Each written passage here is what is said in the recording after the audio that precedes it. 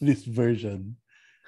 How, And it's how also just volume 1. So yeah. there's a part 2 that is waiting in the wings, because I mean, for if there's a demand for it, then I'll continue with part 2. How many volumes will there be? One, just two? Just 2, yeah. And that will be Alex Nino's last comic. No, this is already Oh, the last really? So one. Yeah. you have another artist for part two. I'm gonna look for one. Okay.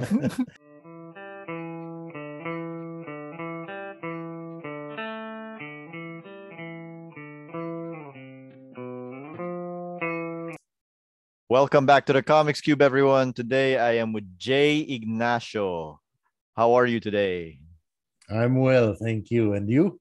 I'm doing okay. So, for the benefit of our international viewers, there might be times that Jay and I might fall into Tagalog because that's the Oh, way yeah. things go.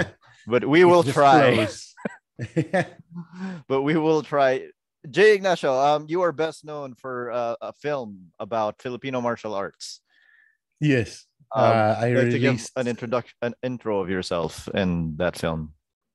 I in 2013 I released back then it was a DVD of The Bladed Hand, which is a documentary on the history and culture of the Filipino martial arts.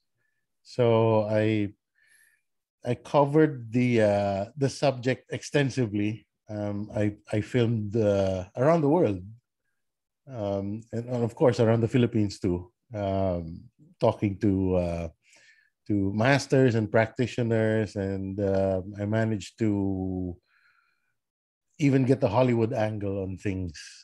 So yeah, it was a 4-year project. Yeah. Yeah. So, what makes you a fan of comics? I became a fan of comics late in life. I was 28 when I discovered Sandman. It Hmm. was it was 10 years after its run. After it ended or after it started? This was the year 2000. So when did it end? Around 90, 91, 92. 90. Oh, yeah. So, Yeah. yeah, almost 10 years. Yeah. So I got hooked and I devoured as much Gaiman and Alan Moore comics. It was only when I got the hang of this style of comic books that I started reading into the superhero uh, Yeah. category. Yeah. What is it with Gaiman and Alan Moore that strikes, that crosses over to people who don't read comics? What do you think it is? It's the way I perceived comics before was just I was indifferent towards the superhero genre. I enjoyed the movies, but I didn't care for the comics, the source material.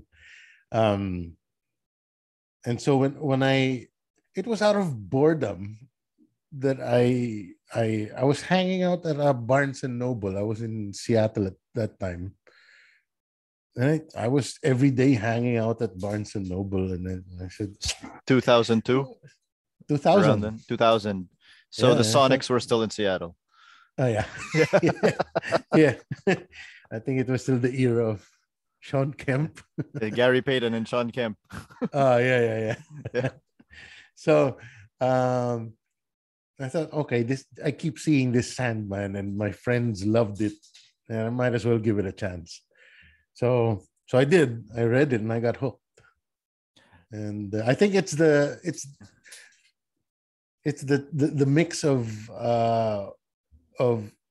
myth, mythologies and modern day. It was just very appealing to me, and the whole comic, the whole superhero thing was my first impression of what comics were, and then I saw this, and I was just blown away. So from there, how did your comics fandom evolve? Like, did you go back to older stuff, or did you discover, or did you just try out new stuff from different authors? Or Yeah, I mostly stuck with Gaiman and Moore. Okay. And then what was that? Who was the guy who wrote Grant Morrison, Arkham Grant Asylum? Morrison, Was they yeah. gave Arkham Asylum? And it's like, wow, this is a fascinating Batman story. Yeah, You know, so it's started looking for similar things from then on. the funny thing about those three is if you put them in order, that is the evolution of a man's facial Yes. hair. Oh, facial hair. Right, right. Yeah, And also hair. yeah, yeah. But also, I think it's fascinating because a lot of people lump the three of them together, saying that they're very similar. But I don't actually think they are. I think they write very different Very stories. differently. Yeah, yeah. So why do you think a lot of people lump the three of them together, though? I think because of their impact on the medium. Mm-hmm. So due credit to them for coming up with, I would say, revolutionary or stories that revolutionize the medium. Of the three of those, which one is your favorite? Oh, my idol really is Alan Moore. Uh, Why? um, uh, I love the layers of erudition he puts into every story. Yeah. Yeah. Yeah, I feel like you read an Alan Moore comic and you can tell there was a plan from the very start, and then he builds on top of the plan and on top of the plan and on top of the plan, very Yeah. layered. Or sometimes he realizes, oh, this looks like a plan. Or sometimes that. Yeah. Yeah, but what about artists? Did you have a favorite set of artists? um I my untrained eye was I was still very ignorant back then in 2000. I think it's when Gaiman came here in '05 and named the grand prize of the literary competition he instigated, the Alex Nino Award. Like, who's that? So I did some searching and I was blown away by the artwork. And that's when I started looking into started realizing the different art styles that were in comic book. So let's cut to the big news. Okay. You just released Alandal. Yeah. Um, and you are working with the legendary Alex Nino. You were working with the legendary Alex Nino. Yeah. He came out of retirement for this. Yes. You said earlier that when you found out what the Alex Nino Award was, you didn't know who he was. No. So take me from that moment where you found out who he was, you were trying to find out who he was, to the moment that you started working with him. Okay. So it was 2005 when Neil Gaiman mentioned him. Mm-hmm. And I met Alex Nino in 2013 at the San Diego Comic-Con, which was the same day that I reconnected with Will Sportacio after so long. Oh, did you hang out at Balete Drive back when he was here? No, I didn't, but Wills was involved in one of the promotional posters for the band that I had back then. Which was? We were called The Police. I think I knew that band. Yeah. So we were the rock and roll goofballs of that time. You play at Club Dread? We did, yeah. Yeah. We were there on closing night also. Really? Yeah. That's interesting. Yeah. Yeah, so I hadn't seen Wills in years, and I got the chance to reconnect with him in person because it was just Facebook prior to that. And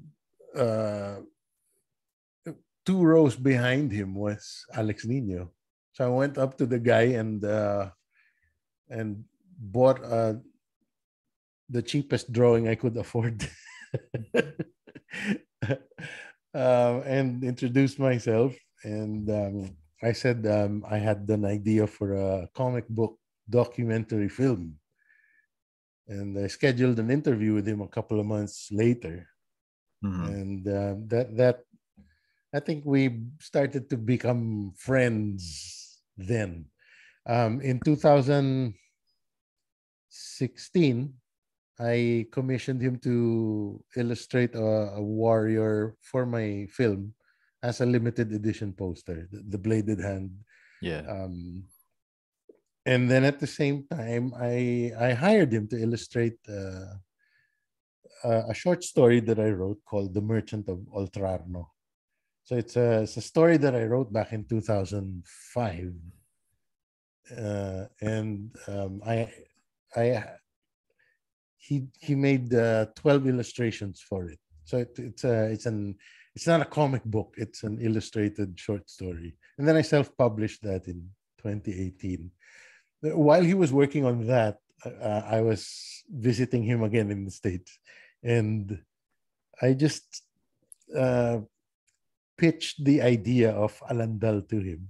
At that time, there was no title yet, but I told him the prologue, um, and I just thought he was gonna say, "Oh yeah, oh you can find someone to draw that for you." But then he looked at me and said, "Let's do that while I'm still alive." I go, what? Are you This is are you serious? 2016, right? Yeah, Yeah. yeah, yeah. Okay. And then it took me another couple of years to actually submit the story to him, because at that time it was just that one scene I had in my head that became the prologue in the comic book. Yeah. Can you tell our viewers what Alandal is about?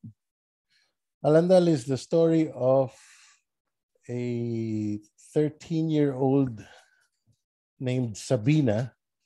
She is the daughter of uh, a failed conquistador who takes her from as when she was an infant, takes her to the Visayas, and they hide there for like 12 years.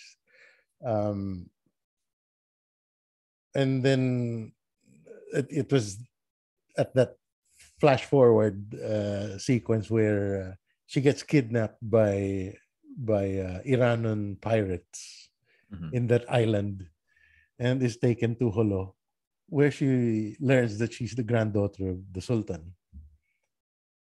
So uh, S- She's the it daughter was, of a failed conquistador and the granddaughter of a sultan. yeah. The her Interesting. father told her that it was the Moros who killed her mother. That's why he had to whisk her away to another island. And they escaped. Um, then it turns out the father was lying, and the mother was the daughter of the Sultan. So anyway, she stays there and is shocked by the whole thing and tries to assimilate. And she meets this swordsman, a mysterious guy who appears only when she seems to be in trouble, and he calls himself Alandal. But he's the Sultan is very suspicious of this character because he was there when assassins came for the Sultan too. And so Sabina now has to determine if this guy is friend or foe. Is it hard to write a story where the main character is a little girl? Seeing as No, how I don't think you've ever been a little girl. no. I well, I have a younger sister, so Yeah.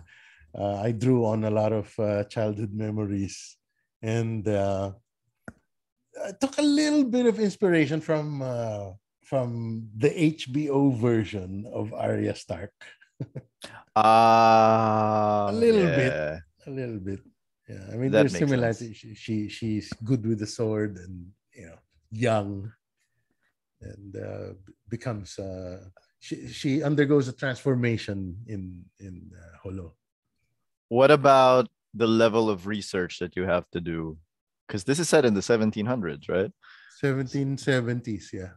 So what about the level of research for both the locations and the time period? Like how much research did you do for this? I got as far south as Basilan. But at that time kasi um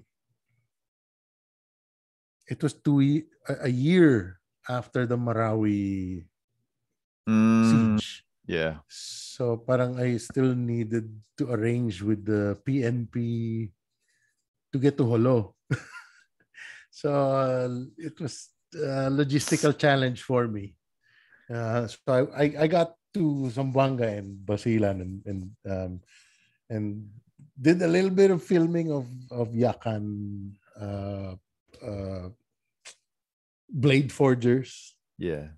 Yeah, interviewed some of them, and then also, of course, I bought a lot of books on the history of the Tausugs, the Iranon, the Maranaos, of the Sulu archipelago. So aside from that, I also had to learn a little bit of Silat because I needed a working knowledge and a feel for the movement of that kind of martial art. Because I'm sorry, my puppy is. That's okay. If he wants to join in on the show, people love cameras. People love dogs. Yeah. So where was I? Because I'm a practitioner of Illustrissimo Eskrima, so I know that side of the equation. Mm-hmm. But the Moro versus Castilla clashes, I needed to know the Silat better, so I took private lessons. Interesting. Yeah. That's a lot of research. And just to show people the difficulty of research about the whole traveling, it's not just the traveling. Some of those places are legitimately not safe places. Yeah, well, I couldn't get to the unsafe Yeah. places. I was okay in Zamboanga and Basilan. They were very safe locations. And I was accompanied by, um, it wasn't sanctioned by his superior officer, but he's with the PNP and a, uh, a Tausug. Okay. So he accompanied me to around Zamboanga and Basilan. What inspired you to set it at that time and in those places? Obviously, at that time you needed a conquistador and the sultan, but yeah, well, the research that I did for the Bladed Hand directly resulted in this story interesting. because of the origin of Visayan Eskrima, which is which came about during the late 1500s when priests and soldiers were stationed there, um, and they were often raided by the Iranon pirates. Mm-hmm. So, in order to respond to the raids, which happened at least once a year, actually more regularly. But anyway, in order to respond to these raids, the Spanish priests at that time who were also fighters, Yeah. they organized the parishioners into militia and did the whole parang uno, dos, tres. So to this day, we retain the Spanish counting and nomenclature of movement in Visayan Eskrima, which is the most dominant form of Eskrima or In the Arnis. world? Yeah. Interesting. Yeah. Huh. That's cool. So even the style that I practice, Illustrissimo, Tatang Illustrissimo was a Cebuano swordsman. And the style is named after him, pero there was no name when he was teaching it. Of course. So Yeah. after he died, it was named after him. So yeah, so it was the the history of Arnis that kind of fired my imagination, and I was imagining these clashes happening, and I thought, wow, how cinematic this must be, you know. Um, so I kept daydreaming about these things until a scene developed in my mind, and which eventually became the prologue in the comic book. Yeah. So I had this scene in my head of a Spaniard carrying an infant. He's good with the sword and he's dodging, you know, bullets and attacks from Tausug warriors around him, and he's trying to escape. That was all. That was the pitch to Alex Nino. Alan Moore says that all fiction, no matter when it's set or where it's set, is a way to comment, to make a commentary on the here and now. Would you say that's true? And if so, how does your story resonate in the here and now?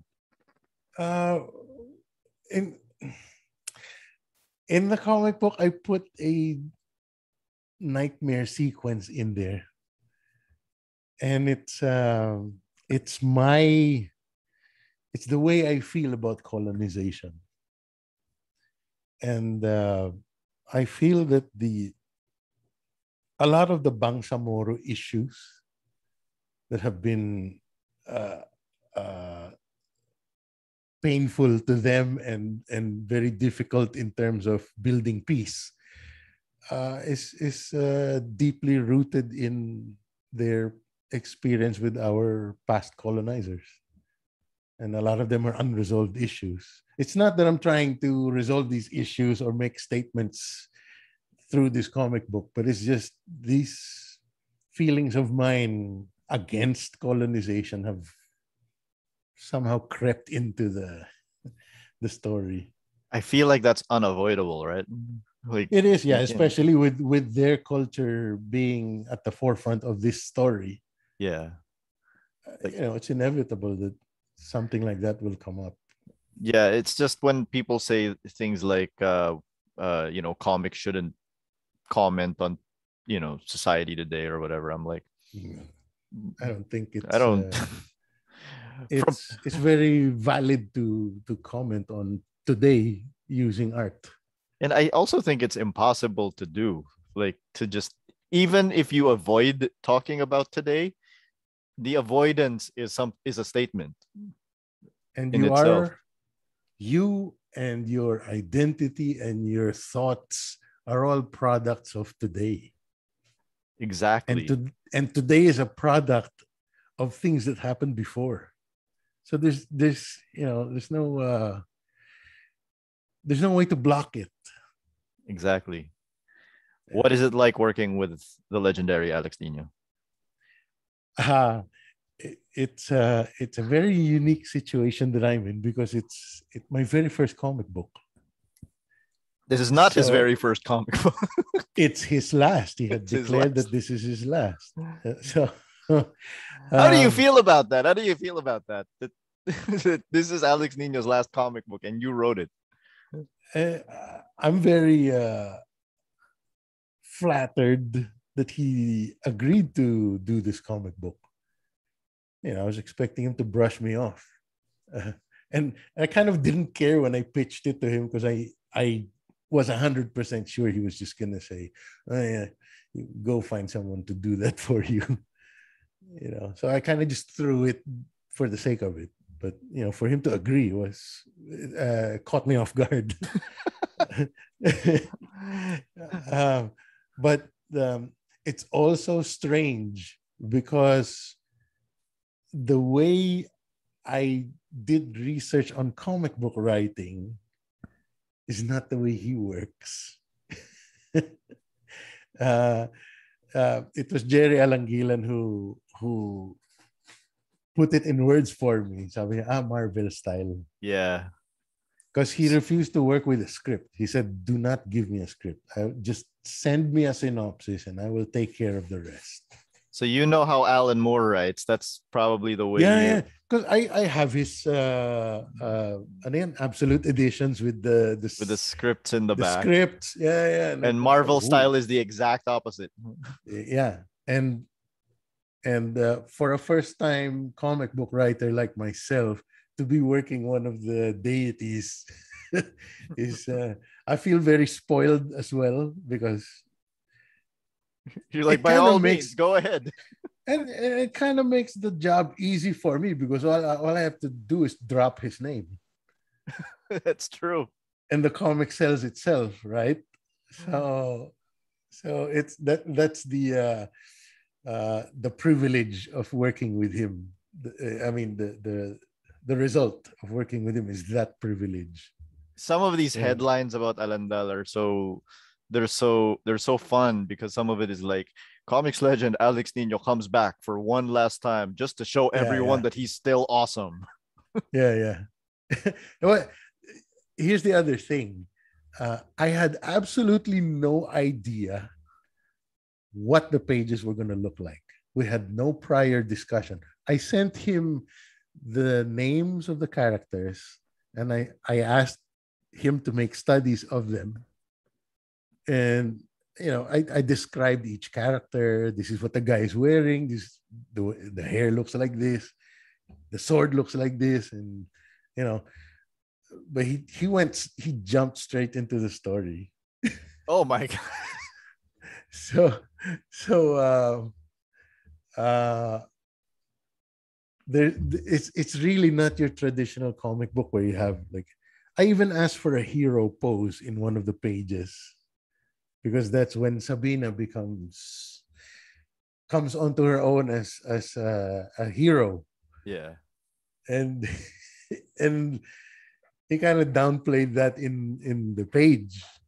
I mean, it's there, but it's not like you're like the way Wills would draw a superhero na, landing and as the exclamation point of that page. It was part of the whole montage. So the difficulty was uh, finding space for text in every drawing that had no panels. So no panels. Uh, It's hilarious. how am I gonna be descriptive without blocking too much of the artwork? So it became an exercise in vocabulary and being concise. I it was a major overhaul of the script as soon as I saw the pages. Like, man, the drawings look fantastic, but I was afraid that the story would suffer because where am I going to put the words? How did you resolve that? It was a vocabulary exercise, really. And buti na lang I wasn't precious with my text. Mm-hmm. So I'm like, okay, this one doesn't seem necessary to state anymore. So chop it off. And we were doing edits even at the last minute when we had already submitted to the printer. Like within an hour or two, I was like, oh wait, I gotta remove that line or change it to this and that. So, we still had some edits to do at the last minute. He seems like because I saw his video, the video that you made on your channel. Yeah. He seems really young for his age. Like He's good. He's well. Yeah, he seems really well. It's like I He's was not in. yeah. He's not athletic, but for someone of 81 years, he doesn't look He like doesn't look 81. doesn't look 81 at all. No, Yeah, yeah, not at all. yeah. But I suppose that there were a lot of times that you got the pages back and you were like, wow, this is even better than I thought. Well, In my head. Yeah. so, yeah. And about a month, I waited for roughly a month uh, after submitting the first half of the story to him to see the first pages. I was waiting for an email, send me some photos. I was afraid to call him and say, oh, how are the drawings going? Because it might piss him off or annoy him. So I just didn't want to do that. I completely left him alone until I saw the first photos of the pages. And it was a cover that was this thing behind me. Beautiful. It's wild, no? Yeah. And then he drew a variant, which somebody described it as tiling covers. So the drawings could be put side by side like this, or the other way, or vertically, or like that. Amazing. So I was like, holy cow. And originally, this story was supposed to be published in Tagalog. And in the Tagalog of the 1950s. Oh, wow. I hired an award-winning Filipino language writer, a professor at UST, to translate my Tagalog and my Taglish into cinematic Koching era Tagalog. Yeah. Because that was the comic book I was trying to build, a salute to the golden age. Yeah. And that kind of archaic Tagalog that to me is very beautiful.